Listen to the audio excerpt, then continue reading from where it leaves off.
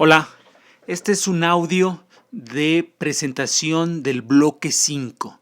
Hemos llegado ya a nuestro bloque 5 en el curso de Estado, Partidos y Sociedad Civil y voy a elaborar este audio para hacerles una presentación muy amplia, genérica de los contenidos, las intenciones, los materiales de trabajo que veremos en el bloque 5. Insisto, esto va a ser una presentación muy sintética, pero que sirva de inducción a nuestro último bloque. Miren ustedes, este último bloque se titula Partidos y Democracia. Es muy interesante cómo en este último bloque, no casualmente, no es una cuestión mía, es una cuestión de la propia riqueza de la literatura de partidos. En este último bloque regresaremos a uno de los puntos fundacionales de la literatura especializada en partidos, es decir, uno de los primeros puntos que vimos en este curso. ¿Cuál es la relación entre partidos y democracia? ¿Es acaso una relación funcional donde los partidos provocan la democracia, o es acaso una relación distinta donde los partidos perjudican, bloquean la democracia? Hasta ahora, y ya con el conocimiento acumulado de 4 bloques, podemos tener las nociones y el conocimiento para entender que esta pregunta ha generado diferentes y contrastantes hipótesis, porque desde la literatura de partidos hasta ahora esa pregunta la hemos visto en 4 bloques desde la literatura de partidos.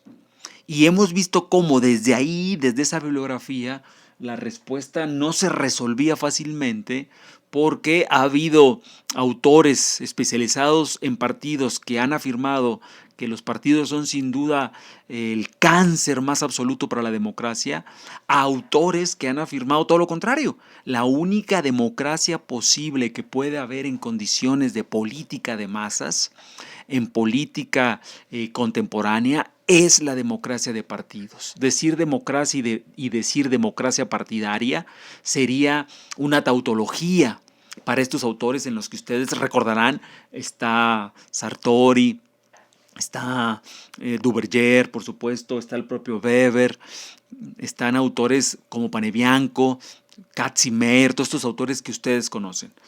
Pero sin embargo también conocen autores que plantearon la idea de buscar una democracia que de alguna manera pudiera ser pospartidaria, antipartidaria o extrapartidaria. Es decir, bajo algún modo imaginario, pensaran en una democracia sin partidos.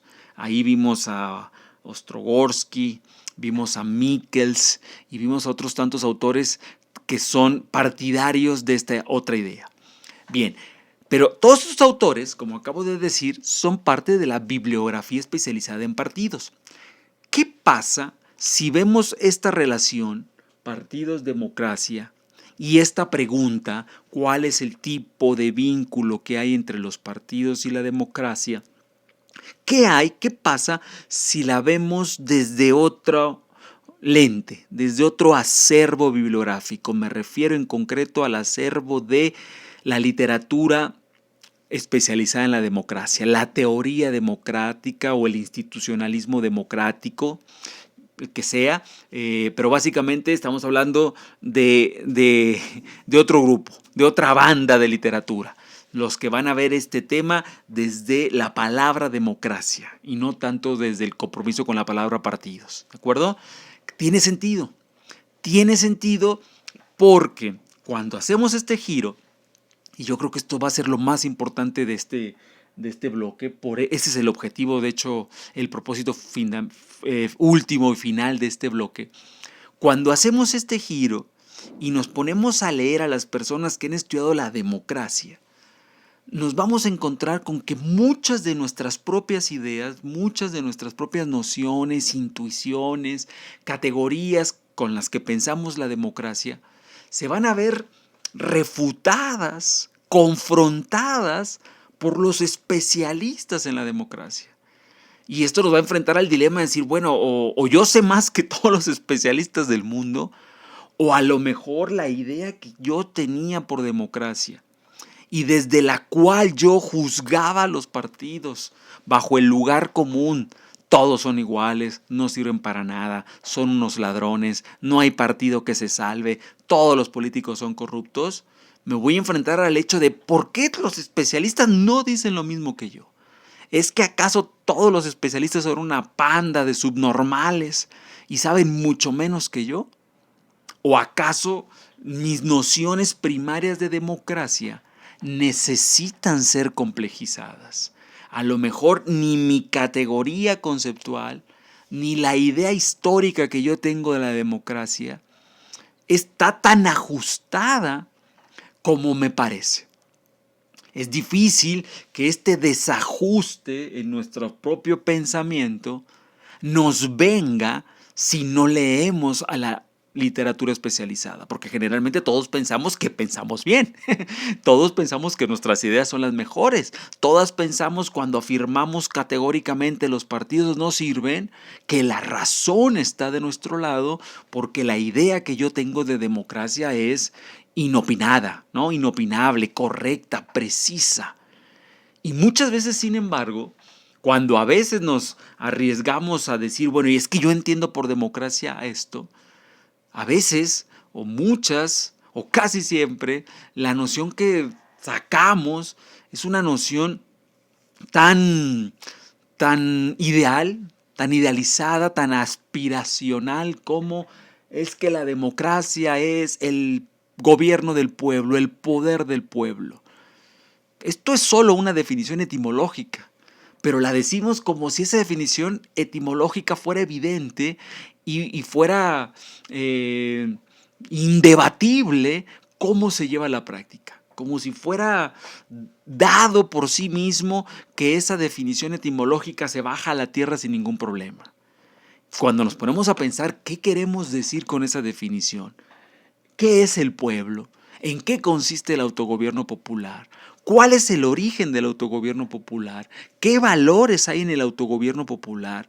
Si acaso todos los valores del autogobierno popular se pueden todos reunir armónicamente, sin conflictos, sin problemas entre ellos, esas preguntas son preguntas incómodas, porque son preguntas que van a empezar a erosionar las seguridades que teníamos sobre lo que era la democracia. Y eso es, creo yo, el mejor objetivo del bloque 5. Es decir, hacernos pasar por el sufrimiento de que lo que dábamos por dado no es tan así cuando pensamos en serio qué quiere decir democracia. Ese es el gran objetivo que tendremos en el bloque número 5. Arriesgarnos a pensar si acaso el lugar desde el que denunciamos que los partidos son un cáncer para la democracia es o no un lugar sólido en función de las opiniones que tenemos de lo que es la democracia. Vamos en el bloque 5 a discutir la epistémica distinción entre opinión y conocimiento. Todos tenemos opiniones de lo que es la democracia y las defendemos vigorosamente. Pero una opinión no es lo mismo que un conocimiento. Y en el caso concreto de la teoría democrática, pues el conocimiento nos vendrá no por generación espontánea, no por lo que discutamos en la mesa de casa en función de si me cae bien o no el peje, la última puntada del peje es o no democrática, no nos vendrá de la coyuntura en concreto de la 4T o del tío, del papá o la mamá que también tienen su propia opinión, sino que el conocimiento nos vendrá en principio de la literatura especializada que se ha pasado décadas y siglos tratando de discutir en qué demonios consiste la democracia moderna. Recordarán ustedes que en una clase anterior ya hicimos la distinción y resultó que era absolutamente necesaria recordarla para tener un piso común de la democracia moderna y la democracia antigua. No es lo mismo la democracia moderna y la democracia antigua. Tampoco es lo mismo, y en una clase anterior también se hizo necesaria hacer la distinción, la democracia directa y la democracia indirecta. Habría que hacer la distinción ahora en función del contexto del bloque 4 y del bloque 5, por ejemplo, entre democracia y liberalismo, porque damos por dado que toda democracia es democracia liberal, pero damos por dado eso en los últimos 40 años. Alguna vez se pensó en democracias socialistas, que tendían a ser, por ejemplo, más iliberales que liberales. Entonces, ese tipo de discusiones, todo el mundo reclama la democracia, pero si están conscientes que en este momento el reclamo por la democracia es el reclamo por la democracia liberal, deberíamos estar conscientes de los límites, los dilemas, los conflictos que implica apoyar la democracia liberal, las restricciones que la propia democracia liberal implica contra el autogobierno popular. Muchas veces estamos diciendo democracia cuando en realidad estamos pensando en autogobierno popular sin estar conscientes de que la forma democrática el día de hoy vigente es la democracia liberal. Habría que discutir eso, la relación entre liberalismo y democracia. Habría que discutir, por ejemplo, también la relación entre, no es lo mismo la democracia bajo el capitalismo keynesiano que ahora bajo el capitalismo neoliberal. Esas distinciones, esos matices, en la discusión cotidiana, en los periódicos, no importan, no aparecen. No son tema de esas discusiones. Pero para los politólogos, para un curso universitario, para un curso especializado en literatura de partidos, sí son temas muy importantes. E insisto, cierro con esto ya, con esta en primera presentación, el objetivo final de esto es, para decirlo mal y pronto, rompernos nuestra cabeza y darnos cuenta de que muchas de esas nociones que yo daba por correctas de democracia no son así. Averiguar por qué usted piensa que la democracia es eso. Y generalmente la respuesta va a ser, porque eso es lo que me hicieron en la primaria. La democracia era simplemente mayoría, votemos, recreo o examen, recreo, ganó la opción recreo, eso es democracia. Bueno, la democracia es algo bastante más complejo que eso. Hay de hecho encuestas no muy populares, ya verán por qué, encuestas que han logrado averiguar que de un universo de 100% de encuestados y encuestadas, a veces el 20% y a veces menos del 20% de ese 100% es un porcentaje mínimo que sabe lo que es la democracia, que tiene claras algunas mínimas categorías, instituciones y principios y mecanismos que definen a la democracia. Es decir, que a veces el 80% de los encuestados que dicen que los partidos son antidemocráticos, en principio ellos no saben lo que es la democracia. Entonces, ese tipo de temas, ya verán ustedes cuando entremos al bloque, nos van a resultar muy familiares y muy comunes, porque nos van a echar luz los autores que vamos a ver sobre aspectos de la democracia que uno no imaginaba que eran elementos definitorios de la democracia. Bueno, rápidamente, entro ahora al tema de, ahora que los mencioné, los autores que vamos a ver, los materiales de trabajo que vamos a ver. Tenemos 4 clases a partir del inicio de este bloque, 4 clases hasta el 22 de diciembre. Son muy poquitas, son insuficientes, pero nos van a servir solo para tener una inducción mínima, ¿no? Una primera entrada y después quien quiera pueda seguir trabajando y profundizando. Un primer tema va a ser la distinción conceptual de lo que es la democracia. Con esto lo que queremos ver es cómo el concepto de democracia supone, implica, posee dentro de él muchos problemas, muchos conflictos, muchos dilemas, muchos límites y hasta barreras que generalmente pensamos que la democracia no tiene. Porque generalmente pensamos que la democracia, para ser democracia, verdadera democracia, la democracia más democrática, no tendría que tener estos problemas, ¿no? Tendría que estar por encima de todas las restricciones. Nosotros vamos a ver, este es un primer tema, cómo bien mirado, conceptualmente inspeccionado, el término de democracia, precisamente por ser democracia, implica muchos conflictos y dilemas constitutivos. Para esto vamos a ver apenas, vean lo poquito que vamos a ver, por eso les digo que tomen esto como apenas una muy generalizada inducción. Vamos a ver la introducción del libro de Adam Przeworski titulado ¿Qué esperar de la democracia? Con ese texto vamos a intentar cubrir el objetivo de tener una discusión conceptual sobre lo que es la democracia. Luego hay un segundo objetivo que es el objetivo de una discusión histórica, una discusión que tenga que ver con el trayecto empírico e histórico y las llamadas precondiciones o prerequisitos históricos para el régimen de la democracia. Esa distinción, por ejemplo, entre régimen democrático y precondiciones históricas, una de las cuales, quizá la más importante, es la creación, conformación y consolidación de un verdadero Estado-nación, que implicaría ciertas dimensiones empíricas y también teóricas que revisaremos. Esa distinción entre Estado y régimen, a partir de cierto trayecto histórico, lo vamos a ver en un texto de Guillermo O'Donnell, que se titula Un estado de y para la democracia. Todos estos textos que les estoy mencionando, por supuesto, van a estar alojados en su aula virtual. Con O'Donnell vamos a atacar, a intentar cubrir esa parte muy importante que es la parte histórica. ¿Qué es históricamente la democracia?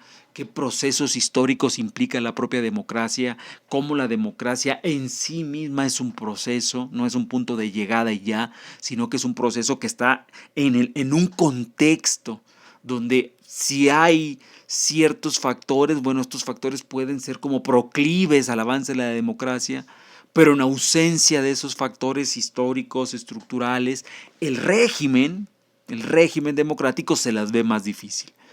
Eso lo vamos a ver y eso nos va a permitir entender cómo, si esta presencia estructural de factores históricos y empíricos es realmente importante, ¿qué pasa cuando, por ejemplo, en México o en América Latina, tenemos un régimen democrático dentro del cual están los partidos, pero ese régimen y esos partidos no pueden estar apoyados, soportados, sostenidos por condiciones históricas que precisamente no se tienen? El funcionamiento empírico de un régimen sostenido en precondiciones históricas bien solidificadas, evidentemente es distinto que el funcionamiento de un régimen falto de apoyo y de sostén de condiciones históricas que no se han logrado conseguir. Eso lo veremos en la parte histórica con O'Donnell. Y luego hay dos textos más donde a manera de panorama, el primero de ellos a manera de un panorama que nos vuelva a vincular cambio social, cambio democrático, la discusión que estamos haciendo sobre la democracia, y cambio partidista, esos tres temas, lo vamos a ver con un texto muy bonito, un ensayo muy breve, pero muy brillante, muy luminoso de Norbert Legner. El ensayo se llama Gobernabilidad Política, Cultura Política y Gobernabilidad Democrática, perdón. Es un ensayo muy breve, donde él trabaja su muy lúcida y sugerente hipótesis de la erosión de los mapas interpretativos, cognitivos e ideológicos con los que pensábamos el mundo. No es lo mismo el funcionamiento de los sistemas de partidos, no es lo mismo el funcionamiento de la democracia, bajo un mundo que podíamos entender, por ejemplo, bajo la idea del estado de bienestar, bajo la idea de un eje ideológico claro a la izquierda y a la derecha, bajo la idea de representación como una mediación institucional. No es lo mismo eso ahora a un capitalismo que ya no es keynesiano, sino que es neoliberal, unas mediaciones institucionales que han sido carcomidas porque hay muchos procesos de cambio tecnológico que permite que las mediaciones cada vez sean más efímeras y menos acuerpadas en instituciones. No es lo mismo un lugar donde la izquierda y la derecha parece que ya no tienen la misma importancia o no tienen el mismo anzuelo para poder representar e interpretar la demanda política. Bueno, esos cambios reales, la hipótesis de Legner de apreciarlo como la erosión de los mapas ideológicos, interpretativos y cognitivos, es muy, muy sugerente, muy útil para entender los problemas actuales de la democracia y entender cómo esos problemas actuales de la democracia pasan por los partidos. Por supuesto, los partidos son problemáticos actualmente para la democracia, pero no se limitan a ellos. Hay muchísimos problemas más graves, más profundos para la democracia que los propios partidos. Y tan graves son estos otros problemas que este texto de Lechner nos ayudará a entender, que los partidos terminan en esta situación siendo como una de las pocas organizaciones que pudieran tener alguna vocación democrática. A pesar de que esta vocación democrática siempre ha sido difícil, ¿no? A cuentagotas y siempre a veces asediada por la tentación oligárquica. A pesar de ello, si hacemos el cotejo de los partidos con otras nuevas formas de mediación y supuesta representación y competencia, ya veremos cómo los partidos siguen siendo en ese mar de confusión males necesarios. Eso lo veremos con Lechner en un ensayo que les apuesto que les va a gustar mucho. Y el último texto para la última sesión es un texto que he decidido incluir recientemente porque va a trabajar todos estos temas de transformación de lo social, viéndolo en el nivel micro del individuo, preguntándose qué tipo de ciudadano y de individuo es el que ha producido un capitalismo neoliberal, un capitalismo de la seducción, como lo llama el autor que vamos a ver ahí, el filósofo coreano-alemán Byung-Chul Han. De él vamos a revisar un pequeño textito, unos pequeños capitulitos que también les indicaré en el aula virtual de su libro Psicopolítica, donde va a plantear la hipótesis de que el actual capitalismo neoliberal, mucho menos democrático que el capitalismo keynesiano, podríamos incluso decir un capitalismo neoliberal que obstaculiza la democracia, que decididamente la obstaculiza porque libera, inmuniza al mercado de las demandas populares, de las mayorías legislativas. El mercado resulta impermeable, por ejemplo, a los partidos. Bueno, ese capitalismo neoliberal, y esa es la hipótesis sumamente provocadora de este autor, no se ha impuesto por coerción, no se ha impuesto por las armas, por la violencia, se ha impuesto por la seducción, se ha impuesto mediante la oferta de mecanismos por los cuales los ciudadanos estarían voluntariamente dispuestos a rendir su resistencia, a adherirse a este capitalismo poco democrático, a viabilizar y legitimar estos circuitos de mercado que deforman a la democracia, que estos propios ciudadanos estarían dispuestos a exigir, a veces consciente o inconscientemente, que los partidos dejen de ser ideológicos y que sean lo suficientemente aptos para ofrecer a estos nuevos ciudadanos ofertas pues cada vez más pragmáticas, cada vez más dentro del propio circuito de la digitalización. Más candidatos y menos partidos. Más ideas concretas y soluciones y menos ideología. Más inmediatismo, quiero que lo soluciones ahora, ya mismo, y menos programas para un horizonte de futuro largo. Y todo eso, el autor, por eso se los doy porque es muy provocador, lo va a discutir tomando como uno de sus ejes la figura de las redes sociales. El teléfono celular, las redes sociales como Facebook, como Twitter. El autor las mira bajo el crisol analítico de hay algo ahí que pudiera ser explicativo de la capacidad del capitalismo de siempre renovarse a sí mismo, aun cuando en este último capitalismo, a diferencia del keynesiano, esta renovación implique la crisis de la democracia. Pero esta renovación capitalista, según Byung-Chul Han, habría sido lograda a partir de la persuasión de los ciudadanos, que habrían sido seducidos para ingresar a un circuito capitalista menos democrático, pero cada vez más atractivo en clave individual. Y todo esto, es lo interesante, el filósofo Byung-Chul Han lo condensa en la figura de los teléfonos inteligentes. Así que como nos es una herramienta tecnológica familiar a todos nosotros, que tenemos en la palma de nuestra mano, la idea con este texto sería ver qué tanto nos interpela, qué tanto nos hace sentido, ya no solo como una teoría, sino como algo increíblemente cercano a nuestra propia cotidianidad.